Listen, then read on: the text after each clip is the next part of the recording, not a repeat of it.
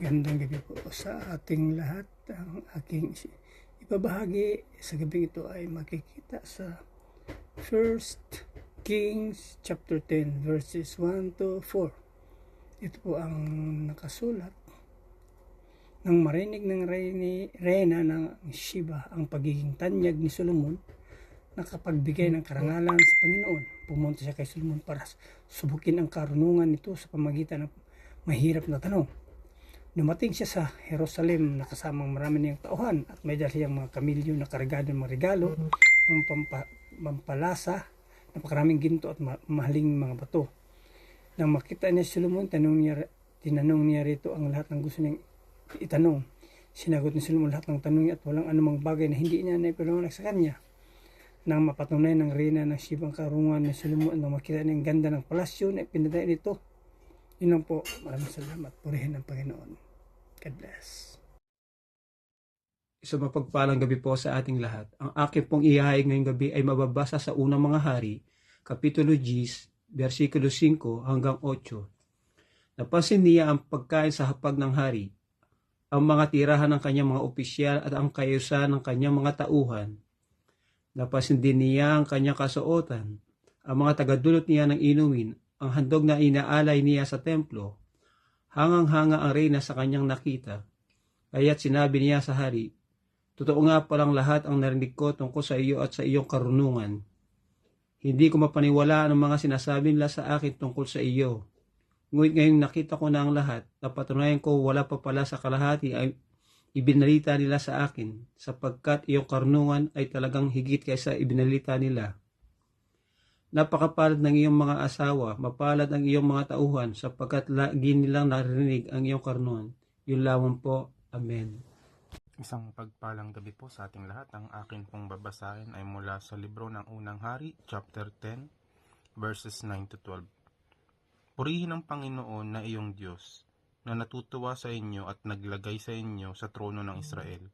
Dahil sa walang katapusang pag-ibig ng Panginoon sa Israel, ginawa niya akong hari, para mamuno kayo ng may katarungan at katuwiran. Binigyan niya ang hari ng 5 toneladang ginto, maraming sangkap at mga mamamahaling bato. Hindi na mapapantayan ang dami ng sangkap na ibinigay ng reyna ng Sheba kay Haring Solomon. May dala ring mga ginto ang mga barko ni Hiram, maraming kahoy na almog at mga mamahaling bato mula sa Ophir para kay Haring Solomon. Ang mga kahoy na almog ay ginamit ng hari upang gawing hagdan para sa templo ng Panginoon at sa palasyo, at ang iba ay ginawang mga alpa at mga lira. Para sa mga musikero, iyon ang pinakamagandang kahoy na almog na ipinadala sa Israel. Wala nang makikita na kagaya nito hanggang sa ngayon. Yun lang po. Amen. God bless po.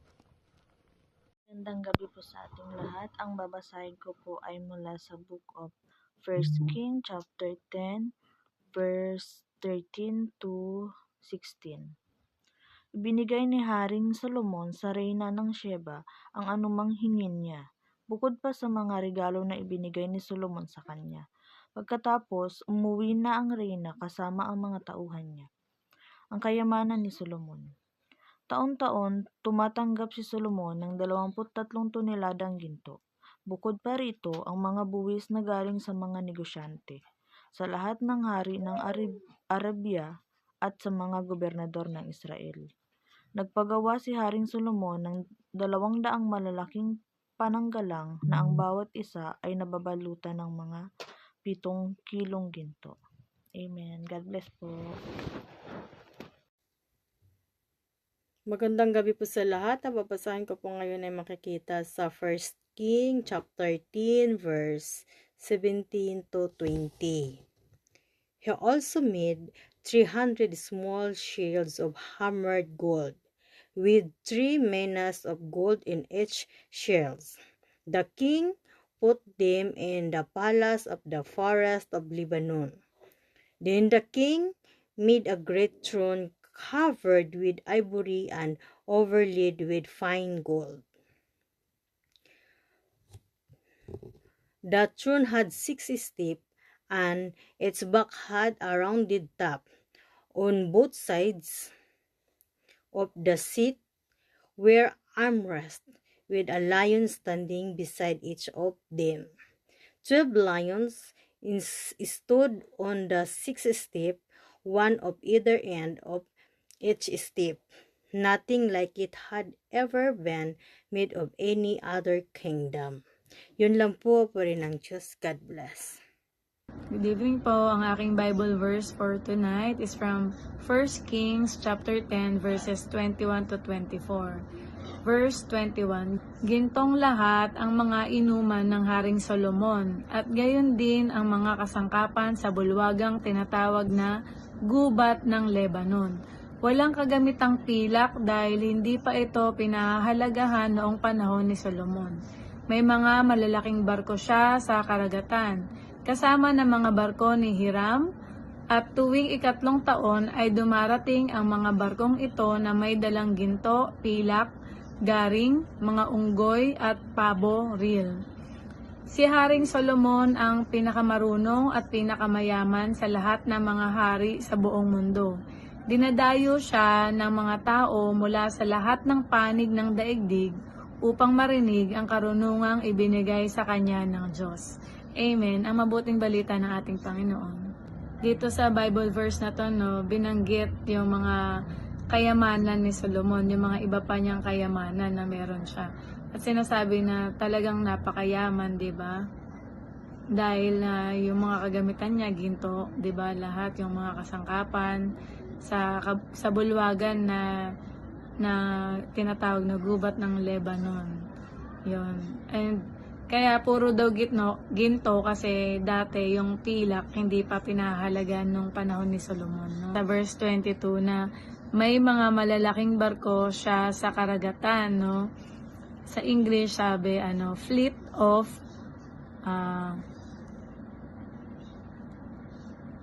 a fleet of ship.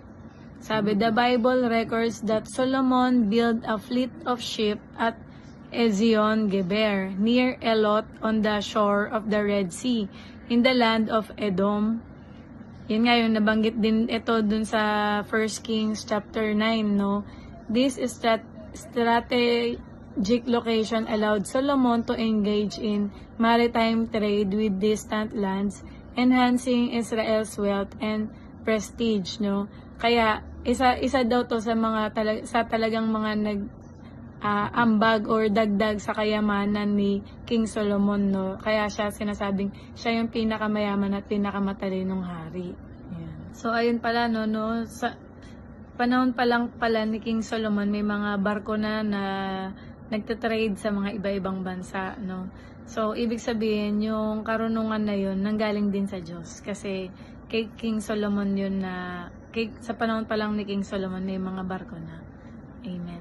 At dahil nga sa katanyagan niya na yun, no, sabi sa verse 24, dinadayo siya ng mga tao mula sa lahat ng panig ng daigdig upang marinig ang karunungang ibinigay sa kanya ng Diyos. Amen, no? Kung yung mga tao na gustong makapakinig ng yung mga katuruan na manggagaling kay King Solomon, dahil nga siya ay pinakamarunong, 'di ba? Dahil yun ang hiniling niya sa Diyos. Dinadayo pa siya ng mga tao, no, para may matutunan sa kanya. Yun lamang po. God bless us. To God be the glory.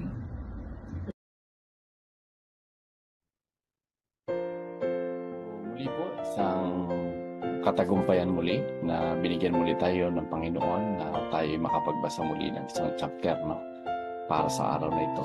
Tayo po ay nasa 1 Kings, no, chapter 10. At ang ibinigay nga po sa atin ay ang 25 to 29. So sabi po dito, ang bawat isa ay may dalang regalo sa kanya, mga sisidlang ginto at pilak, mga damit at mga sandata, mga pabango, mga kabayo at mula.